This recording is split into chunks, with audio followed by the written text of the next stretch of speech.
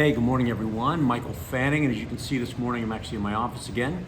And today, I'm reading a book, and it's called Extraordinary Influence by Tim Irwin. And it talks about the power of being a leader, right, and what it takes to be a leader. And there's a few things that kind of stuck out to me that I wanted to talk about this morning that I think are important. And by the way, when you're a leader, it doesn't just mean leading maybe in your organization or leading a group. It means, being a parent. It means being a sibling. It means being a significant other. I mean, there's a lot of different areas that this kind of falls into.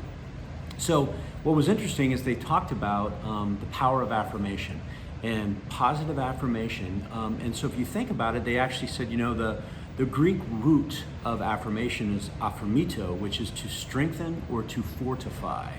And so studies show that as human beings, we crave this positive affirmation because it creates a chemical release in our brain that feels good, right? That validates our self-esteem, that validates our self-awareness, that validates our competency when we get those affirmations. But the challenge is this: a lot of us think that an affirmation is this: hey, good job. Hey, good job. And we have a world filled with that. That is not an affirmation, right? That is a, hey, good job, but it doesn't actually speak to that individual specifically. And that's what they talked about in this book. And so let's think about this. So I took some notes on this.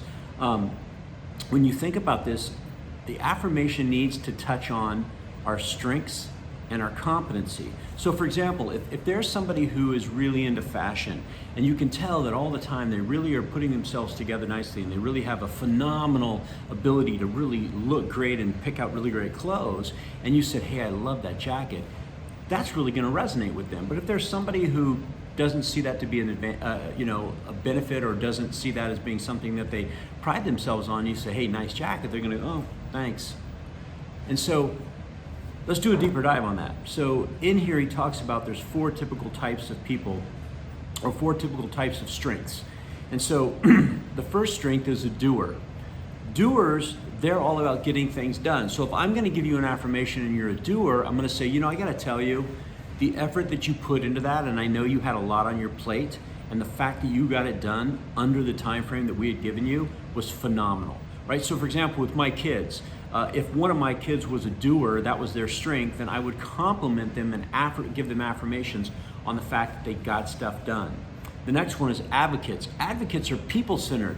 They're about bringing people together, about harmony, about consistency in groups, and in making sure that we're all understanding something. And so if I'm going to give an advocate a compliment, so for example, maybe with my kids, my daughter, I might say, hey, Emerson, I got to tell you, the way that you brought all your girlfriends together and you guys had that party, and the way that you really cared about one of them when they were having that challenging time, it really, I was very impressed with that. That was phenomenal how you did that, right? Because that's speaking to her competency, that's speaking to her truth. That's a really great affirmation for her. Maybe they're an idealist. Idealists are dreamers who think big. So for example, let's say my son is an idealist, and I might say, hey, Jack, I got to tell you, that idea that you came up with when we were out there building that skateboard ramp, and the way that you figured that out, I wouldn't have even thought of that. That was brilliant, absolutely brilliant, right? And I'm using my kids as an example, but you can see how this works into our work area, as an employer, how it works into other areas of our life. And then the last one is the challenger. And the challenger, they question status quo, right? So they're the people that are always like looking at a system and throwing questions at it, saying, well, maybe there's a better way to do it. So if I'm going to give an affirmation or a compliment to a challenger, I'd say, hey, I got to tell you, the way that you were able to question that one individual, right, without offending them, and get your point through, and you did that in such a really tactile way.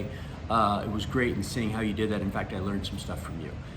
That's a phenomenal affirmation, right? And you're making them feel good. So what's the opposite of affirmation? And this is old style when it comes to coaching, old style when it comes to schooling. It was criticism and yelling, and specifically public criticism. Public criticism is the worst thing we can do, and here's why. A couple reasons. Number one is when you get public criticism, it directly impacts what's called our amygdala, and that is the reptilian part of our brain, which is that fight or flight part of our brain that takes that feeling, that horrible feeling, and embeds it deep in our memory so that if we come across that again, we're prepared, because, right, it doesn't feel good, we don't like it. And the other one is, when you give public criticism, what you're doing is you're belittling somebody in front of somebody else. It's humiliation, right? And all of a sudden it changes that person's narrative. It changes the way that person sees themselves in that world. And so it's the worst thing we can do. So yelling and criticism does not work. You know, I found this to be the case with my kids. If I yell and criticize them, it only makes them do more of what I'm upset about. So instead, what do? Affirmative, constructive criticism individually. Affirmative, constructive criticism individually. Pulling somebody aside and say, hey, I gotta tell you, it seems like things are challenging right now. I know that when we talked earlier this month, you had on your list that you really were striving to head to college. And now you're in your senior year, and I'm just noticing some of your habits that you have may not be conducive to you making that happen. So I'm just curious, have you thought about that? Right? In no way am I criticizing you, but I'm having affirmative, constructive criticism and saying, you know what? I'm noticing some things that you've been doing that maybe aren't going to allow you to achieve your goals. And if that's where you want to be, then that's upon you. But I just need to know, have you changed what you want to do? And when you have that level of conversation, it's pretty amazing how all of a sudden people realize, because most people, right? Let's be honest, you guys, when we do something that's not going to be great, don't we all know it? Most of us know it, right? And if you want to be a really strong leader, if you want to have a lot of influence with people, get really great at giving people affirmations in their strengths and competencies, and get really good at constructive affirmative criticism. All right, everyone. Hopefully that helps. And by the way, that is the book, Extraordinary Influence by Tim Irwin. I will put a link to the book in my warm-up today. You guys have a great one. Make it a great day. Be awesome and help somebody. Vote. All right, I'll talk to you later.